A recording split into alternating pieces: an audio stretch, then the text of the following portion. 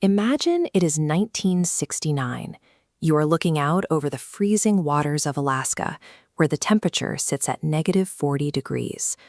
Through the heavy fog, a massive, rusted steel ship drifts silently past. There is no captain at the wheel, no engine running, and no crew on board. To understand how a phantom ship ended up in these waters, we have to go back to 1914. This is the SS Baychimo. It was a 1,322-ton steel cargo giant purchased by the Hudson's Bay Company specifically to navigate the frozen, hostile routes of the far north. The Baychimo ran a high-risk route along the coasts of Canada and Alaska. The crew delivered essential supplies like food, clothing, and tools to remote Inuit settlements, trading those goods for highly valuable animal furs. For over a decade, the vessel muscled its way through frozen routes where ordinary ships refused to sail. It was a heavy industrial machine, expressly engineered to shatter sea ice and impose human trade on an unforgiving landscape. In October 1931, the environment fought back. While sailing near Barrow, Alaska with a massive cargo of valuable furs, the ocean began freezing early. Thick pack ice closed in around the Baychimo, locking the heavy steel hull firmly in place. Then the weather collapsed entirely. A massive November blizzard struck the coast, bringing blinding winds and temperatures so low that breathing burned the lungs. Captain John Cornwell and his crew were forced to flee the frozen decks and seek shelter in wooden cabins constructed on the nearby shore. The whiteout storm raged for days. When the winds finally broke and the men stepped outside to check on their vessel, the ice field was completely empty. They eventually spotted a dark silhouette a half-mile away. The storm had forcefully dragged the entire ship through the ice field. The rudder was heavily damaged, the engine was dead, and the structural integrity of the vessel was severely compromised. Knowing the Baychimo would soon succumb to the crushing ice, Captain Cornwell salvaged the cargo of furs and abandoned the ship. Leaving a deeply damaged 1,300-ton steel frame dead in the water amidst shifting Arctic pack ice should have been an immediate death sentence.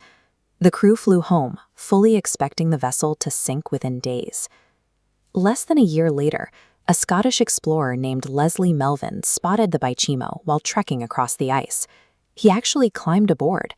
He found a perfectly preserved frozen time capsule. Thick layers of frost covered the iron bulkheads, and the captain's paperwork sat frozen on his desk.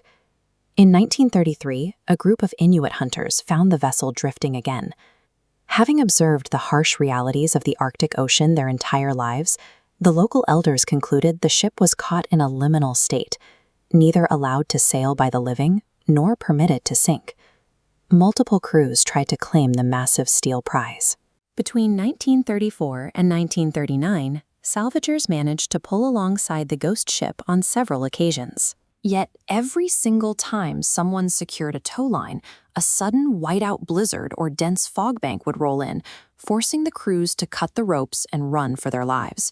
This strange cat-and-mouse game continued for decades. By 1956, the vessel's survival was an undeniable physical reality. An American Coast Guard cutter caught a massive metallic signature on their radar and visually confirmed the Baychimo on a routine patrol. Whether motivated by the financial reward of salvage or the prestige of capturing a maritime legend, every human attempt to retrieve the vessel failed. The Arctic weather intervened every single time. How does a heavily damaged 1914 cargo ship survive 38 years in waters famous for shredding reinforced metal? The Arctic drift carries massive ice flows for thousands of miles. Normally, shifting ice acts like a vice, crushing a ship's metal frame, but the Baychimo's angled hull saved it.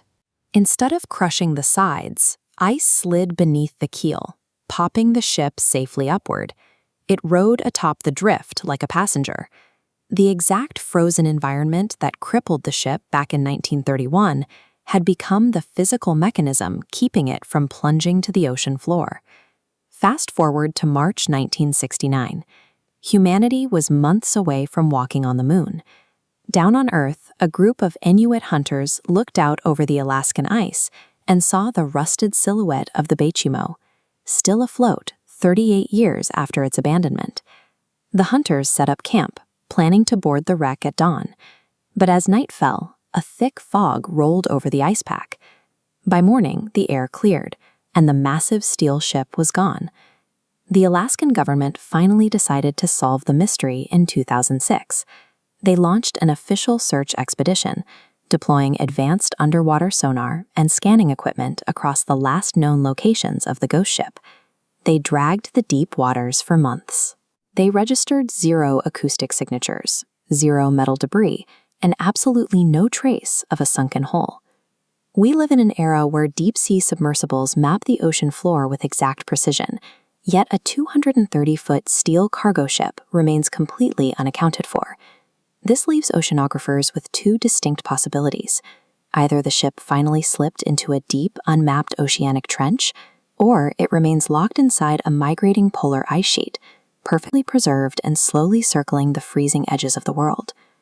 The SS Baychimo outlasted the First World War. It outlived its captain, and it easily outsurvived the initial era of industrial maritime trade it was built to represent. It was constructed to dominate a harsh environment, but instead became a permanent fixture within it. We map the globe with GPS and sound the depths with lasers, but the ocean still keeps its secrets. The Baychimo serves as a reminder that no matter how much steel we forge, nature ultimately writes the final rules.